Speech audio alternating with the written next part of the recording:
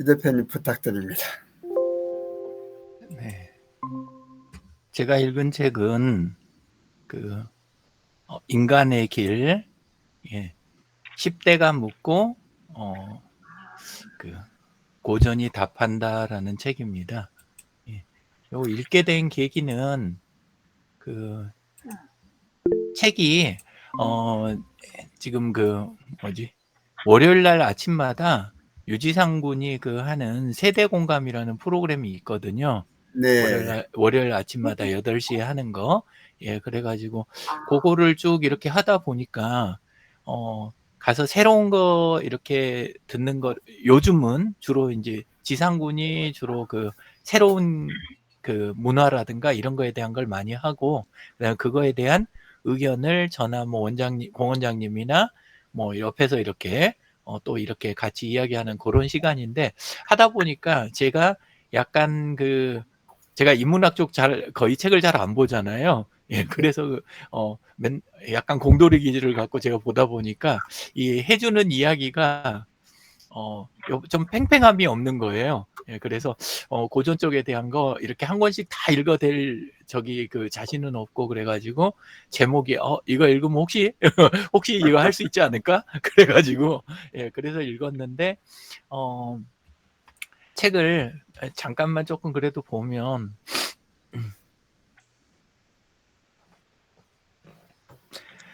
요 송영구님은 페북에 계시기는 하더라고요. 근데 활동을 별로 안 하셔가지고 친구 신청을 했는데 수락을 안 하세요.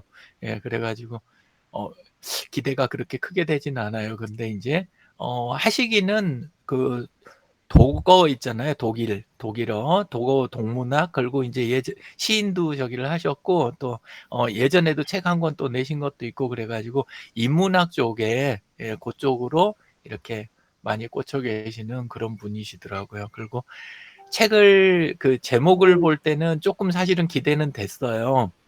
그래가지고 내용을 이제 좀 읽다 보니까 약간 장점이나 뭐 접하는 부분에서 좋은 점은, 보통 일반적인 고전들 나열하는 방식 말고 이렇게 묶어서 그룹별로 이렇게 묶어가지고, 그래가지고 내용 전개를 쭉 했는데, 그래서 여러 가지 책이 소개는 돼 있어요. 그리고 거의 책 한 권에 한 꼭지 정도 식으로 해가지고 그렇게 이제 소개를 하셨더라고요.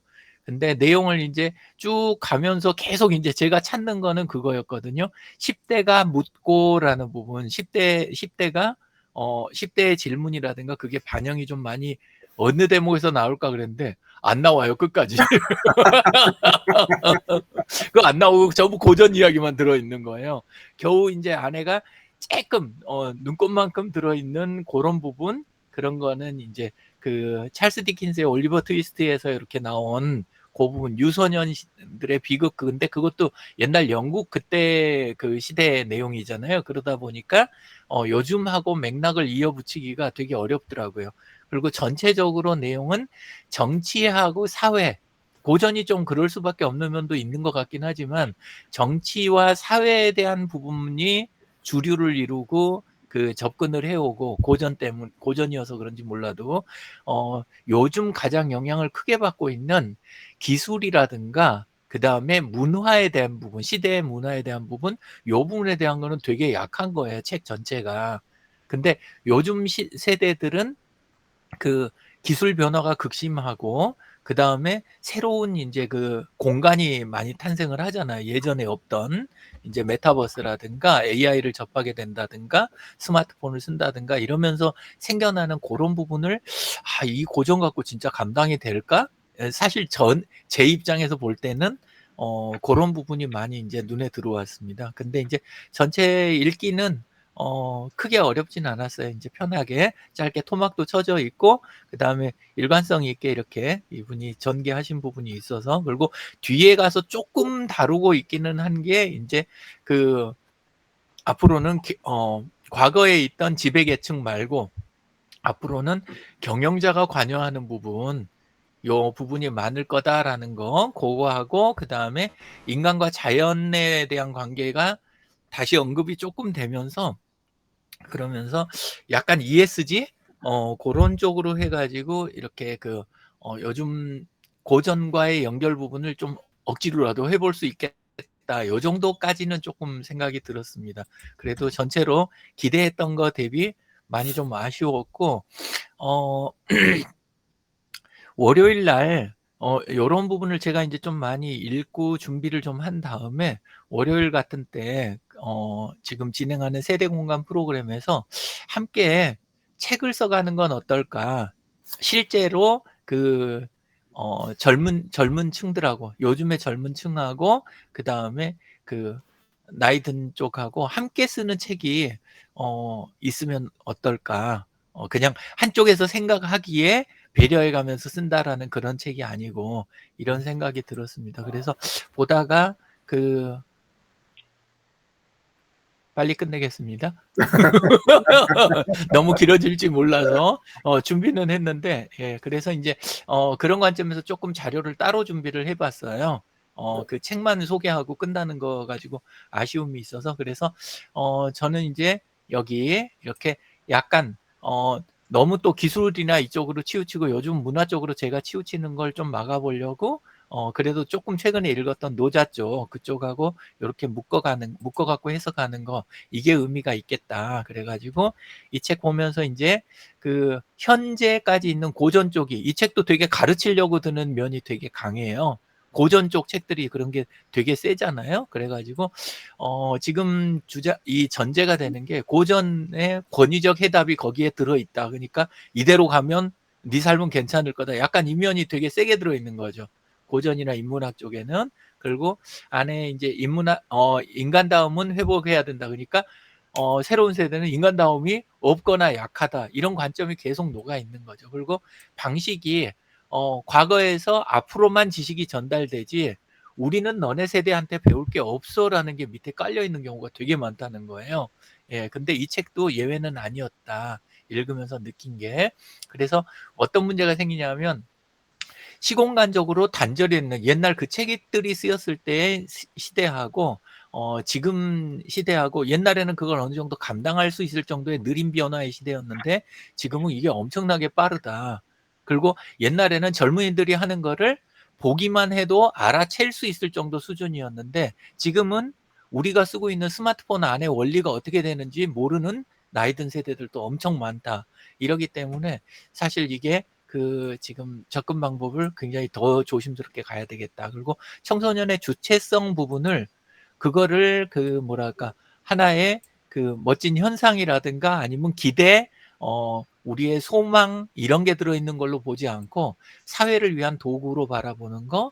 그래서 해석의 경직성과 문화적 패권주의 이거에 빠지기가 쉽다. 왜냐하면 옛날에 기록 문화가 주로 이제 어느 정도 강대국 위주로 되어 있는 기록 문화가 그렇게 되어 있잖아요. 그러다 보니까 문화나 이런 책 이런 거 안에가 패권주의가 녹아 있는 이런 부분이 되게 강하다. 그래서 그걸 풀어가는 방법들 이런 것들을 안에서 좀 다양하게 해봤는데 링크를 올려놨습니다. 그래서 뒷부분은 직접 보시는 걸로 하고 혹시 뒤에 시간이라도 나오면 더 필요하면 더 하도록 하겠습니다. 이상입니다. 감사합니다. 네. 오늘 귀한 책을 2권씩이나 소개해 주셨습니다. 감사합니다. 강기남 대표님 부탁드릴까요? 근데 지금 책을 2권 소개한 게 아니라 하나 소개하고 한 권은 미래에 이런 책이 나왔으면 좋겠다라고 아마 설명을 하셨을까요? 그렇게 제가 네네, 이해하는 맞습니다. 건가요? 예, 그렇습니다. 맞는 책 소개는 한 권 드렸고, 그 하나요? 대신 뒤쪽에 가서 해석할 때, 최근에 여러 권을 읽고 있는데, 노자 관련된 부분, 예, 그거에 비추어서 이 자료를 만들었다. 이렇게 이야기 드렸습니다. 근데 그 책에서 10대가 묻고 고전이 답한다 했을 때 그 고전의 뜻이 과거의 철학적인 이야기들이 주로 있지, 그게 우리 유 대표님께서 하시고자 하는 그런 쪽에 그 IT나 뭐 이런 쪽의 내용은 전혀 없는 거죠. 그 그건 젊은 애들에 대한 당연히 없는데요. 예, 없는 거죠. 예, 당연히 네. 없는데, 근데 이제 철학적인 부분만 있는 건 아니고, 다뤄진 책은 굉장히 다양한 분야로 다뤄져 있어요. 문학 작품도 나오고, 많이. 예, 그리고 네. 다른 이제 사회서적도 있고, 이런 게 많이는 있는데, 이분이 책을 쓰신 맥락이 정치, 네. 그 다음에 사회, 요거에 많이 아, 이렇게 꽂혀 있으시다. 예, 그 이야기를 음, 드렸습니다. 네. 그렇구나. 그리고 김재근 선생님, 저는 오래된 책이고 우리 유지상 분이 별로 관심이 없어 하실 내용이네요. 어떻게 책이. 저는 그 본사에 가면 책들이 되게 많더라고요. 그래서 항상 갈 때마다 오래된 책들을 또 한 번 읽어보자. 근데 그때 제가 요게 시니어 비즈니스 스쿨 이 책이거든요. 요 책인데 굉장히 그 실버 산업 전문가 포럼이라는 어떤 단체에서 굉장히 많은 다양한, 그러니까 우리가 유영진 대표님께서 늘상 말씀하시는 여러분들의 한 꼭지씩을 담당해가지고 그 책에 대한 거를 앞으로 썼으면 좋겠다라는 것처럼 이 책도 마찬가지더라고요. 근데 그 당시에는 이 책을 읽으면서 그렇게 깊은 어떤 13년도니까, 그러니까 12년 전의 일이죠. 그래서 그렇게 크게, 그때도 제가 나이가 적은 나이가 아닌데, 아무래도 50대라 그런지, 50대가 아니군요. 50대. 그러다 보니까 그렇게 큰 감동은 아니지만, 이 비즈니스 산업에 대한 것들이, 이런 것들이 앞으로 다가올 건가? 그리고 또 그 당시에도 그 현존에서 하고 있는 일도 많고요. 그런데 지금 다시 읽다 보니까 책에 있는 모든 것들이 현실로 현실에 되어 있는 것들이더라고요. 이번에 읽어보니까. 그래서 여기에서 제가 페이스북에 올렸습니다. 근데 여기에 이제 여러 사람들이 한 12명 정도의 사람들이 나온 것들 중에서 그 중에서 그, 실버 산업 전문가 포럼이라는 건 보건복지부에 등록된 비영리 단체이고요. 그때 13년 전에 약 7만 5천 명의 회원들이 있는데 이들이 포럼을 통해 가지고 앞으로 고령화 산업에 대한 건전한 육성이나 발전을 위해서 회원과 회원 내 친목 도모와 또 교류, 그리고 가장 중요한 건 실버 산업에 대한, 그게 그때는 블루오션이라고 얘기를 하더라고요. 실버 산업에 대한 전반적인 다양한 연구나 활동을 통해 가지고 앞으로 실버 산업 진흥에 이바지하자라는 목적으로 이런 모임을 꾸준히 활동을 하고 있다고 합니다. 근데 이제 이 중에서 김계순이라는 사람이 이제 말하는 거는, 김계순이 첫 번째 나왔는데 이분이 우리 유영진 대표님이 늘상 말하는 거를 강조하는 분이에요. SNS.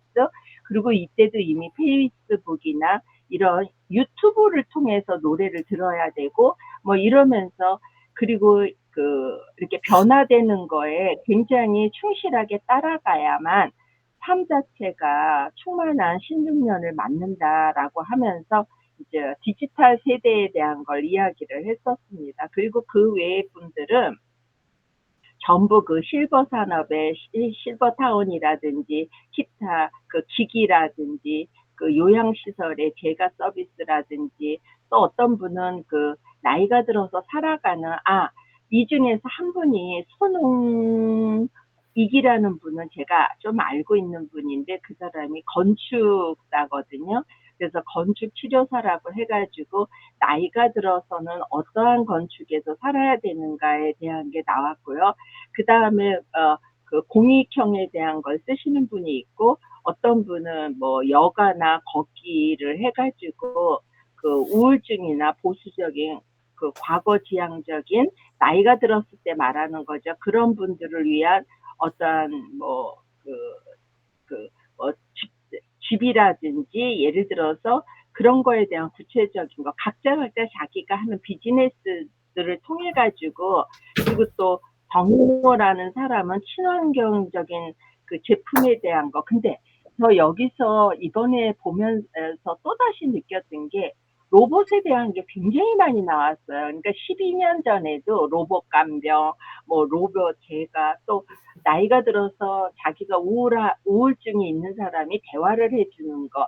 근데 13년 전에도 이미 그렇게 로봇에 대한 게 대중화가 되어 있었을까? 그래서 여기 계시는 분들은 약간의 또 한 분야의 전문가이기 때문에 로봇에 대한 것에 대한 굉장히 집중적으로 다뤘더라고요. 그래서 지금 생각하면 제가 13년 전에는 로봇에 대한 게 그리 많지가 않지 않았나라는 생각을 갖게 되었고요. 그리고 의료기기에 대한 최첨단에 대한 재활기기에 대한 것도 나오고 이상 뭐 그렇게 나오면서 제가 이제 마지막으로 느껴지는 거는 나이가 들었을 때 그 나이가 들어도 이게 다양한 변화라든지 앞으로 우리도 10년 후에 우리가 어떤 변화가 올 것인가에 대한 거를 그 당시에 13년 전에 지금 우리가 현존에 많이 사용하고 있는 걸 했듯이 지금 가까이 다가올 10년 후에 15년 후에 어떻게 변할 건가라는 걸 우리도 많은 생각을 해봐야 되지 않는가라고 하면서 책에서 나온 거 마지막에 배움에 대한 열정이 있어야만 젊고 그 배움의 열정이 없어지면 늙은가 같다라는 말을 한 것들이 이제 그분이 노벨 수상자를 받은 분인데 이제 그분이 말한 게 이 책의 마지막 글에 있더라고요. 그래서 맞구나. 그래서 우리가 늘상 배워야 되겠구나라는 생각을 했습니다. 이상입니다. 아유, 감사합니다. 그 실버 사람 전문가 포럼이 그 13년 전에 그 출발해가지고 그 만든 책으로 이제 기억을 합니다. 또 이제 그때 읽으셨. 예, 그래서 이 저는 이제 그 뭐야 장기 요양 보험에 의한 그 요양 시설 이제 그게 관심 네. 있어가지고 한때 거기 좀 드나들었었는데 그때 아는 그러시. 사람 이름이 제법 나오네요. 네, 아, 좋은 소개 네, 감사합니다. 네, 예, 네. 다음 류지상군 부탁드릴까요? 예, 알겠습니다. 저 같은 경우에는 잠깐만요. 화면 공유를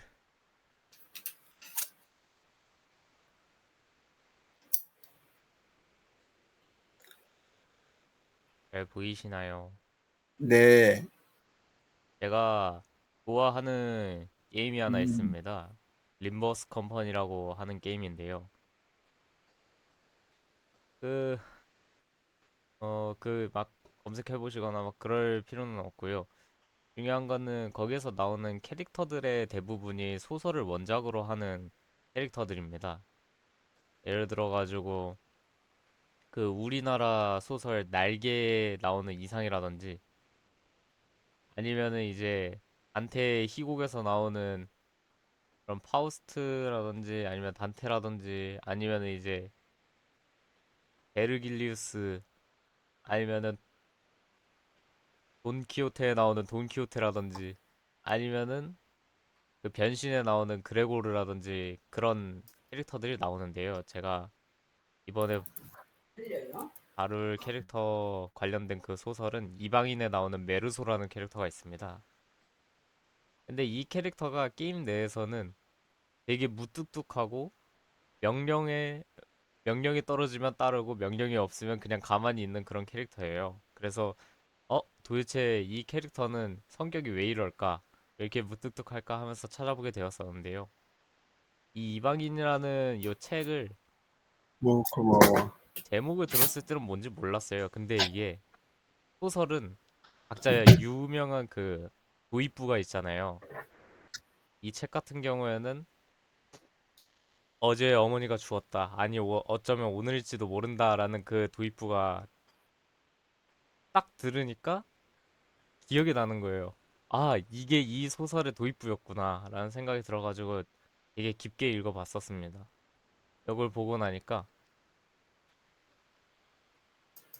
꽤나 현실에서 있을 법 하면서도 근데 약간 이해가 안 되면서도 근데 이런 부분은 또 이해가 가는 되게 오묘한 느낌을 받았습니다. 요 주 스토리 같은 경우에는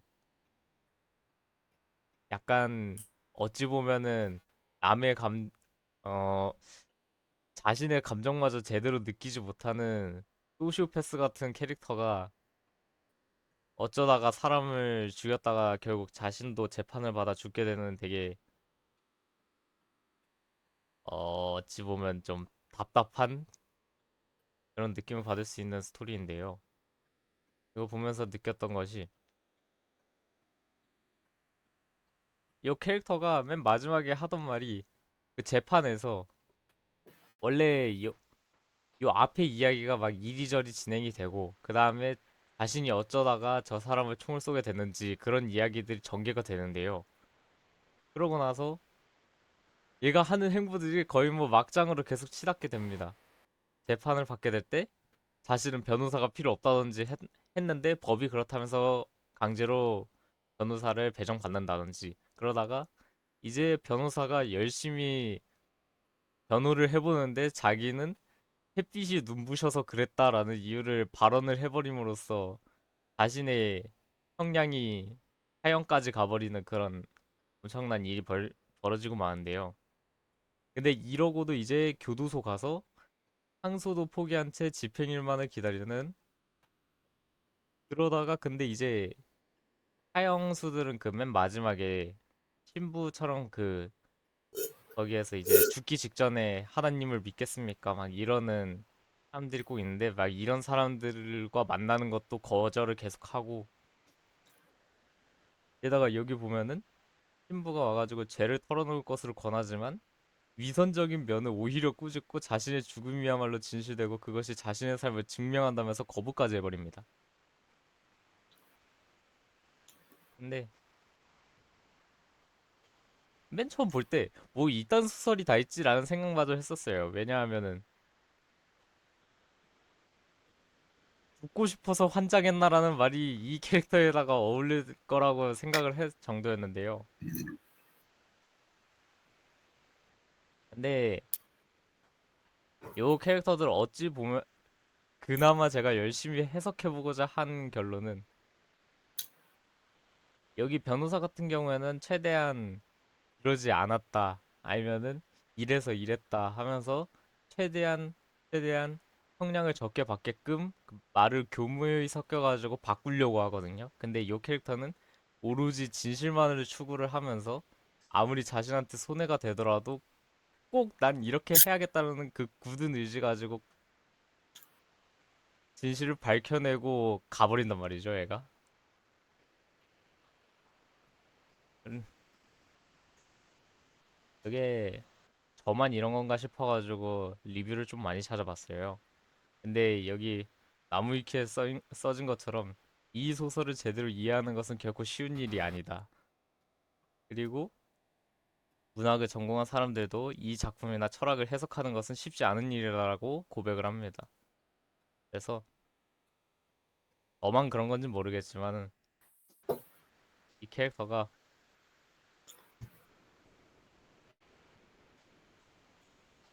이해가 안 되기도 하고 근데 또 이해가 된다고도 했었던 맨 첫 번째 얘기와 통하듯이 이 캐릭터가 생각보다 애정이 갔습니다. 좀 되게 특이한 캐릭터는 아 얘는 도대체 왜 이러는 걸까 하는 그 질문으로부터 시작을 해서 근데 매력 있다라는 생각이 들잖아요. 그래서 아주 재미있게 봤습니다. 이 책의 주제가 뭐 사람을 죽이고 그리고 재판을 받는다 막 이런 무거운 얘기가 오가지만은 요 캐릭터에 대한 여러 해석이 참 재밌는 것 같습니다.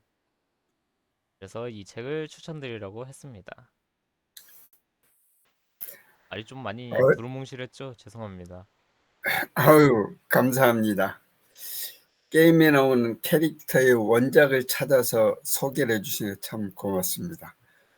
우리가 영화를 보면은 원작 어떤 걸 참고했다고 이런 식으로 하잖아요.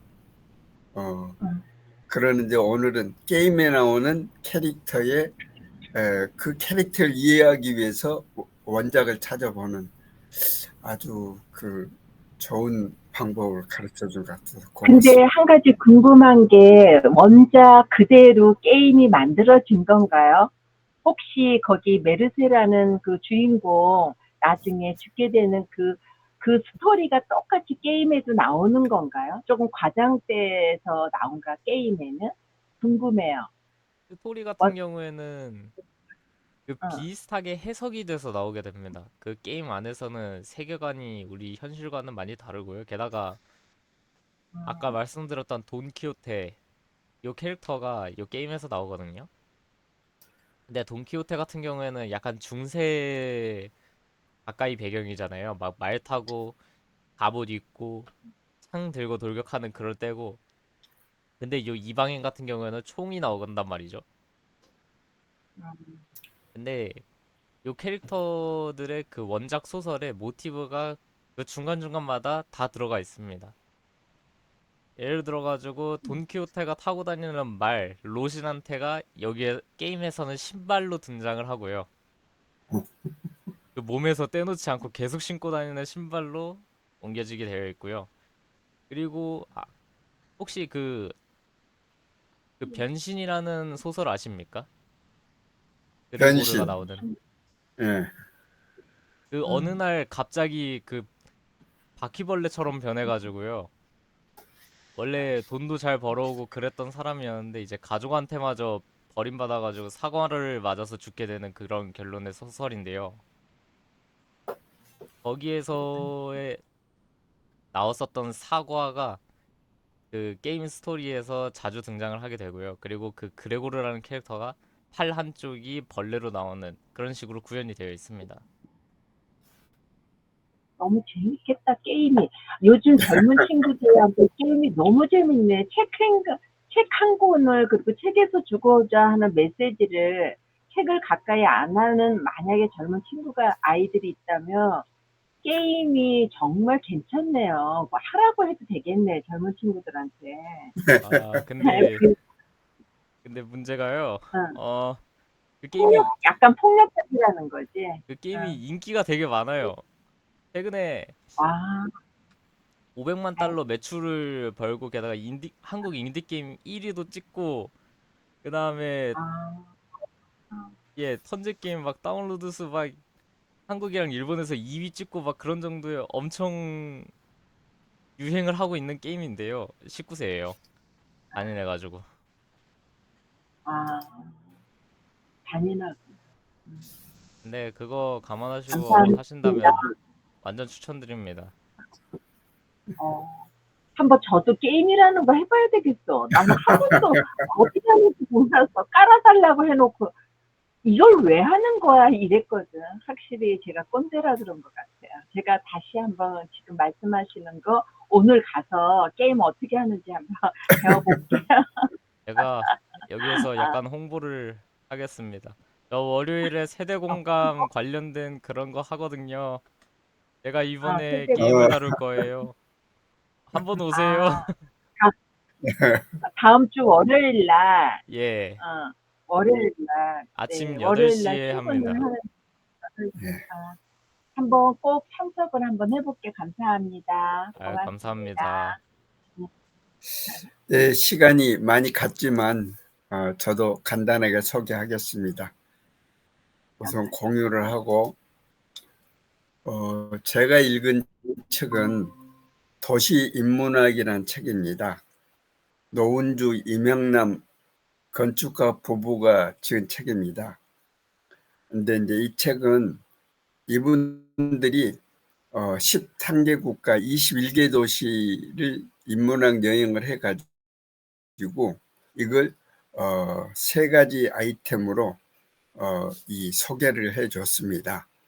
그래서 이 그 세 가지 아이템이 역사, 예술, 미래라는 그런 테마를 가지고 분석을 해줬는데 21개 도시를 소개를 했는데 여기서 이제 다 할 수는 없고 한 세 가지 정도만 소개를 하겠습니다. 인도 건축가인 발크리슈나 도시라는 분은 생태지학적인 건축가였습니다. 그래서 인도르의 아리나 저비용 주거 단지를 만들었어요. 근데 이제 그 미로 시스템을 통해 가지고 8만 명이 넘는 사람을 수용할 수 있도록 설계를 했거든요. 이거 우리가 건물하면 통상 이제 웅장한 그런 건물을 생각하는데 이분은 가난한 사람들을 위한 건축을 이렇게 해서 건축계 노벨상이라고 하는 프리츠커상을 2018년에 수상한 그런 분입니다. 이렇게 이 저비용 도시를 주거단지를 만들었습니다. 이런 형식으로 돼 있어요.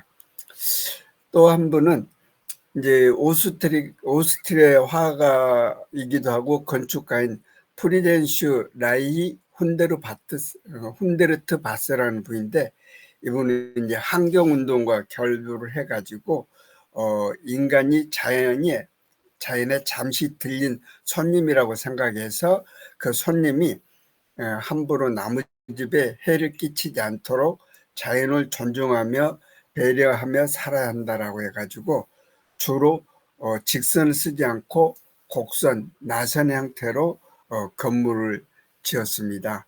이런 식으로 건물을 지었죠. 이것도 그분 겁니다. 이건 호텔인데 전부 이제 곡선으로 이렇게 지었습니다. 또 이제 우리가 미리 하면은 세계에서 가장 높은 건물이 어딜까? 우리나라도 뭐 3일 빌딩, 63 빌딩 하다가 지금 롯데 월드 빌딩이 돼 있죠. 근데 지금은 세계에서 가장 높은 초건층 건물은 두바이의 부르주 칼리파라고 합니다. 그래서 이것은 이 에이드리언 스미스가 설계를 하고 우리나라 삼성물산이 단독 시공을 맡아서 지은 건물로 우리나라의 기술력이 입증된 그런 건물이죠.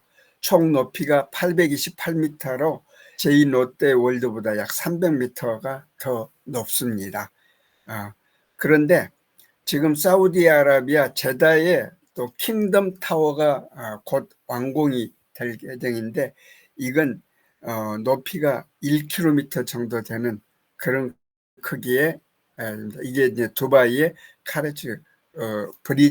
부르즈 칼리파라는 건물입니다.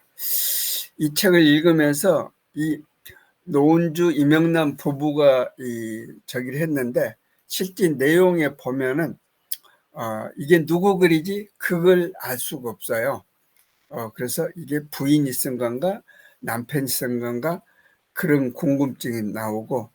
근데, 그 글들을 보면은 인문학 소개를 많이 하고 또 건축가 소개를 하고 그래가지고 굉장히 관심이 가는 그런 책이었습니다. 이상으로 소개를 마치겠습니다.